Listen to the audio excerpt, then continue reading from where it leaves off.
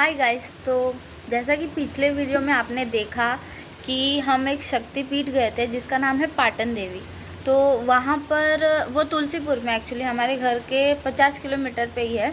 तो वो जो तुलसीपुर में है पाटन देवी, वहाँ वो एक शक्तिपीठ है, ठीक है।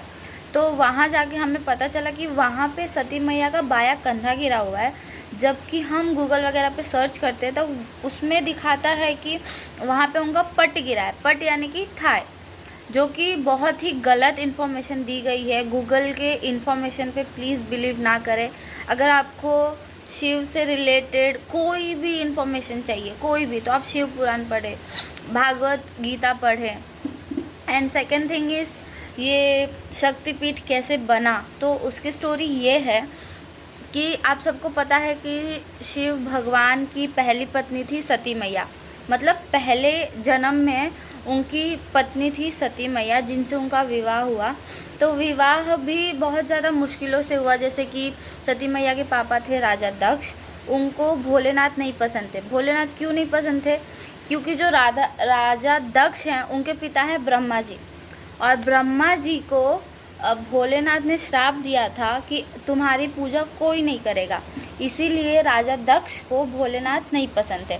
अब जो कि जैसे तैसे उनका शादी हो गया, सती मैया और भोलेनाथ का शादी हुआ, विवाहित जीवन चल रहा था। तो अचानक से राजा दक्ष ने एक पूजा रखी, वो यज्ञ रखा। तो उस यज्ञ में उन्होंने सबको बुलाया, सिर्फ सती मैया और भोलेनाथ को नहीं बुलाया। तो ये बात सती मैया को जहाँ तहाँ से पता चली।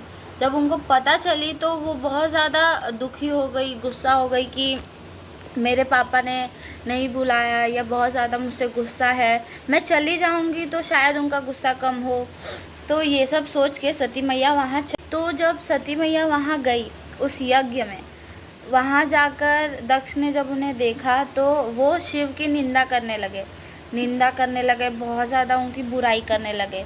तो ये बुराई नंदी से देखा नहीं गया, नंदी जो भोलेनाथ की सवारी है उनसे देखा नहीं गया। उन्होंने क्रोध में आकर दक्ष को श्राप दे दिया। ये श्राप दिया कि तुम्हारा जो सर है वो बकरे का बन जाएगा, ठीक है। एंड उसके बाद सती मैया को बहुत क्रोध आया, उनके पति का अपमान हुआ।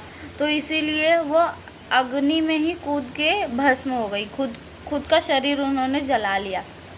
उसके बाद भोलेनाथ वहाँ आए और उनके शरीर को, जलते हुए शरीर को लेके तांडव करने लगे पूरे ब्रह्मांड में। अगर वो तांडव नहीं रोका गया होता तो ये पृथ्वी, पूरा ब्रह्मांड होता ही नहीं, मतलब वो सब कुछ ख़त्म कर चुके होते।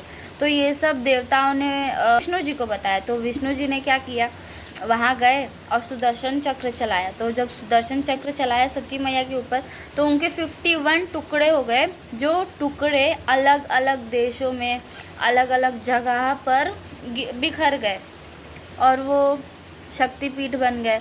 सबसे ज़्यादा, मतलब मैंने देखा है, सुना है, पढ़ा है, सबसे ज़्यादा टुकड़े वेस्ट बंगाल में गिरे हैं। इसलिए वहाँ सबसे बड़ी पूजा दुर्गा पूजा होती है।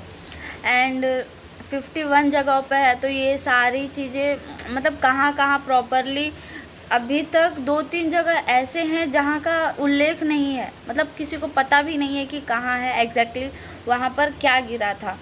और शक्तिपीठ जब बन गए, टुकड़े सब अलग अलग दिशाओं में, अलग जगह, अलग देश में जब गिरे, तो वहाँ पर जो आदि शक्ति देवी हैं उन्होंने आके विष्णु और ब्रह्मा जी से कहा कि जब तक मेरे टुकड़ों को स्वयं भोलेनाथ स्थापित नहीं करेंगे, उसकी पूजा नहीं करेंगे, तब तक मेरा दूसरा जन्म नहीं हो पाएगा।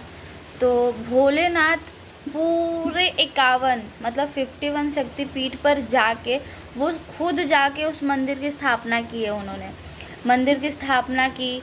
और उस वक्त एक राक्षस था जिनको इन्होंने वरदान दे दिया था भोलेनाथ। हाँ, उस राक्षस का नाम था तारकासुर। उस तारकासुर ने बहुत प्रयास किया सती को मारने का। तो ऑब्वियसली वो सती के टुकड़ों को भी नष्ट कर देगा, क्योंकि वहाँ ये बताया गया है, उन्होंने उस राक्षस को, तारकासुर को ये वरदान दिया था कि उस तारकासुर को सिर्फ शिव की संतान ही मार सकती है, इसीलिए वो पीछे पड़ा हुआ था इन सभी टुकड़ों को। तो उसी से बचाव के कारण भोलेनाथ ने हर शक्ति पीठ के बाहर एक काल भैरव रखा है। वो काल भैरव क्या करता है, सती मैया की रक्षा करता है। और वो काल भैरव कोई और नहीं, भोलेनाथ ही हैं, वो उनका ही स्वरूप है। वो 51 जगह पे अलग अलग नामों से जाने जाते हैं, काल भैरव के अलग अलग नामों से जाने जाते हैं। तो ये इतनी सी थोड़ी सी स्टोरी मैंने आप सबके लिए बताई। अगर आपको अच्छी लगी तो प्लीज़ शेयर करना।